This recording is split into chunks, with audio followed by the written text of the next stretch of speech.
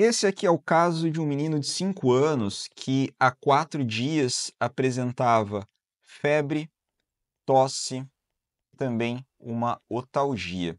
Ao exame físico foi percebido que ele tinha uma opacidade de membrana timpânica direita e abaulamento, e foi entendido então que ele apresentava uma otite média aguda. E ao exame físico, ele apresentava uma redução do murmúrio vesicular à direita, ou então, se você também quiser chamar de som pulmonar.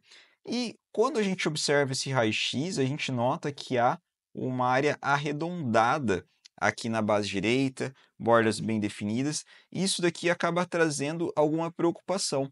Primeira preocupação que acaba dando quando a gente vê uma imagem como essa daqui é se não poderia ser, primeiro, um tumor. Essa é uma das preocupações que a gente acaba tendo. Segunda possibilidade é se aqui a gente não estaria diante da chamada corcova de Hampton, que é uma imagem característica de um paciente com TEP.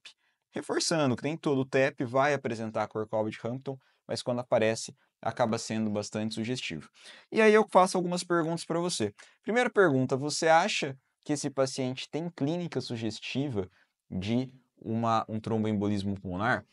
O exame laboratorial ele apresentava PCR aumentada, leucocitose, desvio com bastão. E mais do que isso, algo que a gente tem que levar muito em consideração é que esse paciente apresentava uma otite. Então, isso leva mais a gente a acreditar que torna-se um foco infeccioso. Então, aqui, a possibilidade do TEP, ele acaba vindo por água abaixo. Aí, de repente, você vai se perguntar, e não poderia ser um tumor? O tumor pulmonar em pediatria de foco primário, ele é raro. Geralmente, ele acaba sendo metastático, principalmente de tumor renal. Mas aí eu volto novamente, esse paciente tem clínica nesse primeiro momento de um tumor? Pouco provável, ele tem mais características de um quadro infeccioso. Então, a gente acaba, nesse primeiro momento, riscando aqui a possibilidade de tumor. E aí você vai se perguntar, então, o que é essa imagem? Essa imagem aqui é a chamada pneumonia redonda. A pneumonia redonda, ela pode acontecer, geralmente acontece em bases mesmo, e ela acaba levantando essas duas possibilidades como diagnósticos diferenciais. Mas a gente tem que levar também esses dados com muito cuidado. Afinal de contas, essas outras duas doenças, principalmente aqui o TEP e o tumor, são raros na pediatria.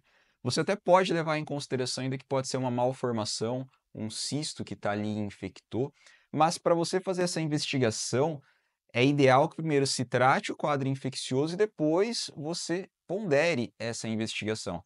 Lembre-se que a imagem radiológica de um quadro pneumônico pode demorar de 30, às vezes até 90 dias para desaparecer.